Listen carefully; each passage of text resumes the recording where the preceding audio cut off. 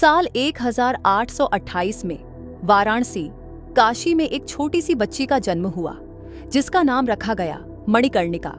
प्यार से सब उसे मनु कहकर बुलाते थे। उसके पिता का नाम मोरोपंत तांबे और माता का नाम भागीरथी बाई था। मनु बचपन से ही बहुत होशियार, निडर और जिज्ञासु थी। उसे घुड़सवारी, तलवारबाजी और धनुष चलाना बहुत पसंद था। जब मनु सिर्फ 14 साल की थी, तब उसकी शादी झांसी के राजा गंगाधर राव से हुई और शादी के बाद वह झांसी की रानी लक्ष्मीबाई कहलाने लगी। कुछ समय बाद रानी ने एक बेटे को जन्म दिया, लेकिन वह कुछ ही महीनों में चल बसा। तब राजा और रानी ने दामोदर राव नाम के एक बालक को गोद लिया। परंतु कुछ समय बाद राजा गंगाधर राव का भी निधन हो गया, जिससे झांसी पर संकट के बादल छा गए। उस समय भारत पर ब्रिटिश ईस्ट इंडिया कंपनी का शासन था।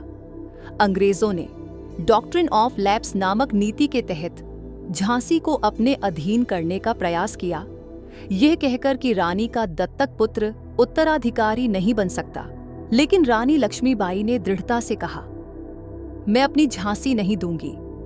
1857 की क्रांति शुरू हुई और रानी लक्ष्मीबाई ने उसमें भाग लिया। उन्होंने महिलाओं और युवाओं की एक सेना तैयार की, जिसमें झलकारी बाई, सुंदर मुंदर और कई वीर योद्धा शामिल थे। रानी ने स्वयं घोड़े पर सवार होकर तलवार से युद्ध लड़ा।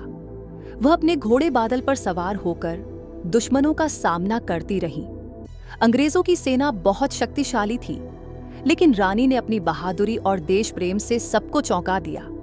17 जून 1858 को ग्वालियर के पास कोटा की सराय में लड़ते हुए रानी लक्ष्मीबाई वीरगति को प्राप्त हुईं। उन्होंने अंतिम सांस तक अंग्रेजों से संघर्ष किया। रानी लक्ष्मीबाई सिर्फ एक रानी नहीं थीं, बल्कि भारत की आजादी की पहली महिला योद्धा थीं। उनकी वीरता, साहस और देशभक्ति आज भी हर भारतीय के दिल में जिंदा है। खूब लड़ी मर्दानी, वो तो झांसी वाली रानी थी।